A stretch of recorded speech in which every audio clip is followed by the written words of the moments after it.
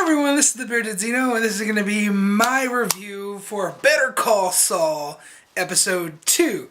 And I don't know the episode title for this. I'm too lazy to look it up. I'm sorry. But it's just going to be a Better Call Saul, Episode 2 review. So, there we go. Anyways, you know my rundown. I do a description of the episode, full spoilers ahead. Sorry. But, yeah.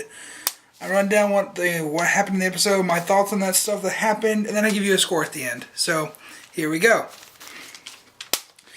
Opens up with Tuco cooking, which is something we've seen plenty of times before. Well, one time before, I think, on Breaking Bad. So, that's definitely a good callback there. And I put it in my notes, Tuco really likes to take care of old people, because you see in this he's taking care of his grandmother, and the other one, I think it's his... It was another old relative. I can't remember if it was his grandfather or not. But you see that Tuco really does take care of old people, and he respects the elderly. So that's an interesting character trait for him. And the intro was different this time. So I like how the intro seems to be different each episode, which is really cool. Tuco takes out the con artist. So, he hits him in the head with his grandmother's walking stick. So that was a pretty badass moment. And Saul is taken hostage, which we've seen at the end of last episode, which was yesterday, but episode 1. And Tuco seems way calmer in this show, which is something that's I definitely observed overall. I don't know if it's just was supposed to be his character trait, or if it's just because we're just being introduced to him. He hasn't really been fully taken off the reins. We see later in the episode that he becomes more, I want to say, more himself, that we know him from Baking Bad. Baking Bad. Yeah, we're going to bake cakes. It's going to be awesome. Breaking Bad. And, he's pretty much a wild card in that episode, in that series. He can do whatever the hell he wants to, does whatever the hell he wants to, and I think that's mainly because the meth got to his head. So, yeah. Maybe he's not heavy on meth yet, so we don't know. But, he's definitely way calmer here. And I don't know if it's just because he's from his grandmother, because as I said, when we do see him later in the episode, he is a little bit more of himself, in quotes, in quotes. But that's definitely an interesting observation that I made. I just want to know, the cons are dumb. They are so fucking dumb. And the ginger cons, the skateboarder guys, they are so stupid. Saul has them out of the situation. Tuco is about to let them go. Saul rips the fucking tape off one of them's mouths. He says, it was his idea, it was all his idea. Fucking completely screws up the situation. You fucking idiot. I mean, really, if that guy didn't say anything, we don't really have a series so far. But still, you idiot.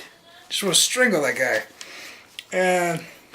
Now we move on to the desert scene, which I think is definitely the highlight of this episode, because Tuco has all of them on their knees. They're all duct taped. They're all in front of him like that.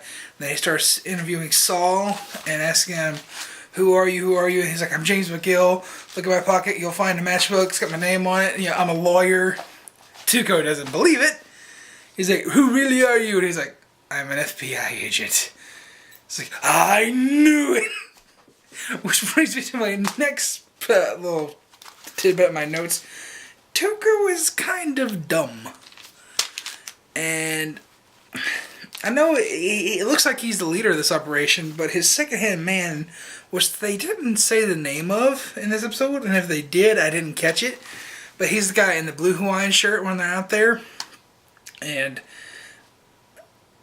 he definitely seems like he's the brains of it behind the scenes, and he's kind of like a silent partner, like the Emperor. He's like the Emperor in Star Wars, pretty much. Tuco is just the dumb guy who thinks he's in charge, but this guy's really pulling the strings. That's what it looks like. And I think that's going to go south eventually with Tuco, because we know Tuco is very selfish. Tuco thinks that he's the king, so I think eventually Tuco is going to take that guy out. And it's just me thinking up here. And that might be eventually where Tuco snaps and doesn't trust anybody. So, let's see, next one. Yeah, so Tuco may not be a power. That's my next thing. Saul's leg breaking bargain. That was just my note here. And that scene was cool. Just because you get to see Saul working his magic. Saul being what he is, a lawyer, bargaining. Basically trying to lie his way out to protect his clients. That's so cool. That we finally get to see Saul becoming Saul. And it's just such a shame that, instead of bargaining for jail time, he's bargaining for, hey, don't cut their legs off, just break them. But it's pretty interesting to see Tuco like, oh, inappropriate. I'll cut their legs off.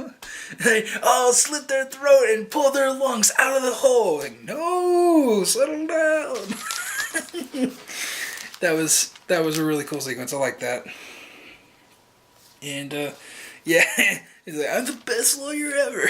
That's one of the funny notes. Bar scene was weird. I wouldn't say it's bad, but it was weird. Very interesting. It was devoid of sound. There was no sound except for bread breaking. And I know the bread sticks breaking were supposed to represent the legs. Like the sound of the legs breaking haunting him. So it's kind of like a PTSD type scenario. We see that Saul just gets fucking smashed and goes back to Chuck's house. Yeah, I guess it's their house actually. But see, Chuck's condition is just weird, is my note. And they still haven't explained what the fuck is wrong with him. But he's just coming off as kind of a crazy person, just a complete nut. It's like, you brought a cell phone in here. I don't want you to do anything. You brought a cell phone in here. What is wrong with Chuck? Please, tell me what the hell is wrong with this guy, because this is so weird. It's like, is he just crazy? That seems to be what it is, because, Saul. When Saul wakes up and you realize that he had brought his cell phone and he apologizes. No, it wasn't you, it was a cell phone, it was like that. And he's like, take this space blanket off. Take this space blanket off. And he basically asks the barber, like, there's nothing wrong with you, just take it off. And so that tells me that it's all psychological for Chuck. And there's really nothing wrong with him. I think that's why that Saul is trying to take care of him, or James, again, is trying to take care of him because he's really lost it. He's at wit's end, but he thinks he can still do it, but in all reality he can't. So he's just looking out for his family there. And Saul bribes the teller with a stuffed animal, which I thought was really, really funny. That was just I just put that there because that was a funny scene. That was really cool. And seeing the Saul lawyer montage, that was definitely another highlight of this episode.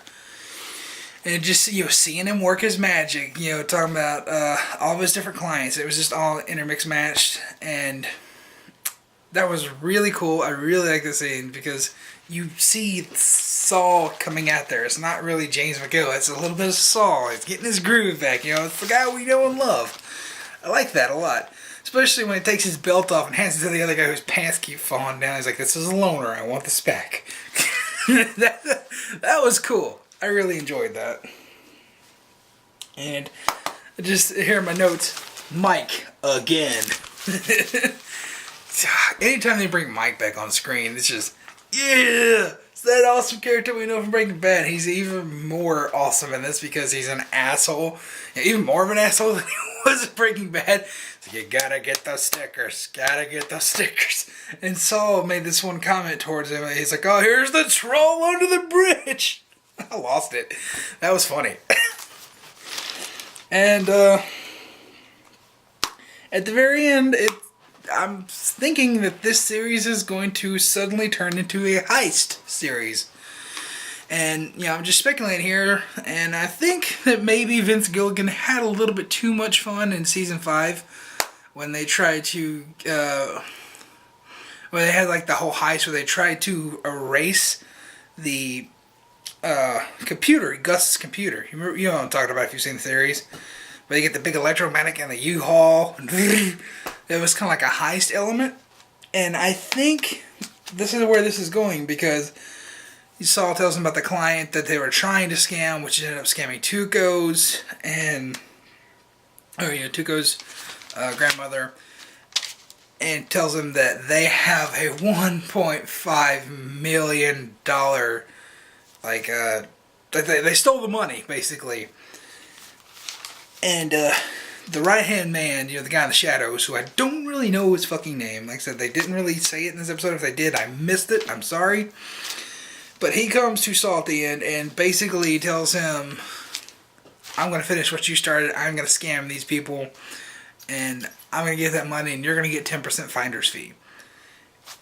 So that was really interesting. And that's where the episode ended, unfortunately. I wish this could just keep going. I wish the series...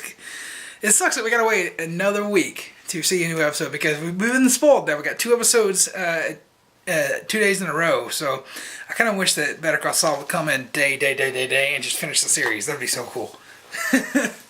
But, my overall score for this is a 9 out of 10. I really enjoyed this episode. I didn't think there were too many low points whatsoever. The only low point I would have to say is Chuck. I still don't understand his character.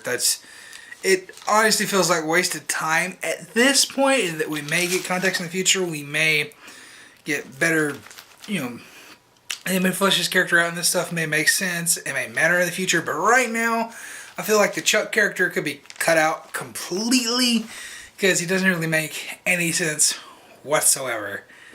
So yeah, that's definitely the one negative I can give for this. But everything else about this episode I thought was pretty damn good. So, yeah.